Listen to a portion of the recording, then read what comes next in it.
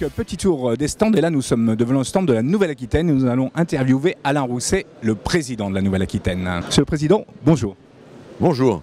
Alors ici donc aux Assises, évidemment la région a sa place, bien entendu. On est le soutien de la transition énergétique parce que la création d'entreprises est essentielle pour porter des technologies nouvelles, d'autres savoir-faire, c'est la région. Des PME, des transferts de technologies, des laboratoires. On vient de créer un fonds d'investissement sur la transition énergétique.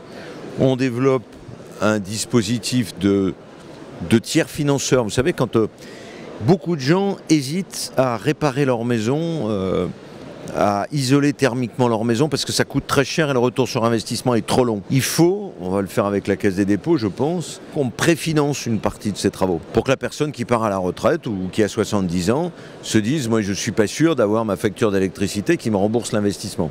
Donc il y a tout un modèle économique vertueux à mettre en place. Le département est engagé depuis très longtemps dans une politique volontariste à travers son agenda 21 dès 2004, son plan climat en 2012 et le président Glaise a donné un cap à son équipe qui était vraiment d'accompagner la transition énergétique des territoires pour aussi plus d'efficacité dans la lutte contre la précarité énergétique.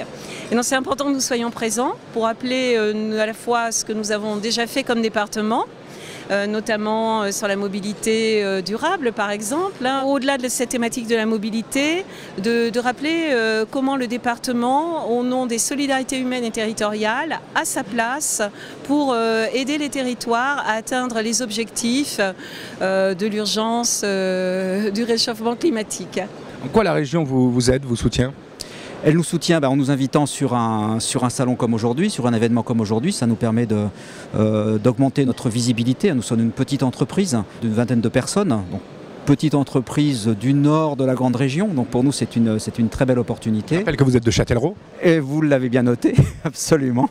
Donc la région nous aide sous forme de participation, de mise en réseau. Je pense que l'une des forces de cette Nouvelle-Aquitaine, c'est sa taille. On est sur des sujets à la fois porteurs, mais où les tailles critiques sont importantes. Et de pouvoir travailler en réseau avec des entreprises, soit des jeunes entreprises comme nous, ou des entreprises plus structurées, des collectivités territoriales, c'est un atout très important pour une société qui se développe comme la nôtre. La place d'EDF est indispensable dans ces assises. Évidemment.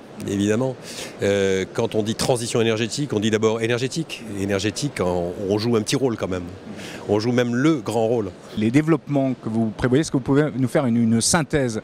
Alors on a la chance d'ailleurs d'avoir aujourd'hui un cap, on appelle ça CAP 2030, dans le groupe EDF, qui consiste justement à accompagner la transition énergétique. On a bien entendu, on est les plus gros fournisseurs français d'énergie aujourd'hui, évidemment, et on fonctionne avec une énergie sans carbone. On est déjà très avancé dans la transition énergétique. Cette énergie sans carbone, elle est faite à partir de nucléaire et elle est faite à partir d'énergie renouvelable.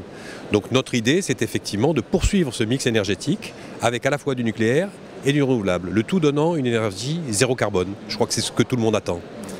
Et bien entendu, on accompagne cette transition énergétique dans tous les domaines du renouvelable, en éolien, en solaire, même dans des expériences d'autoconsommation, tout un tas d'idées qui sont en train de germer ici dans les assises de l'énergie.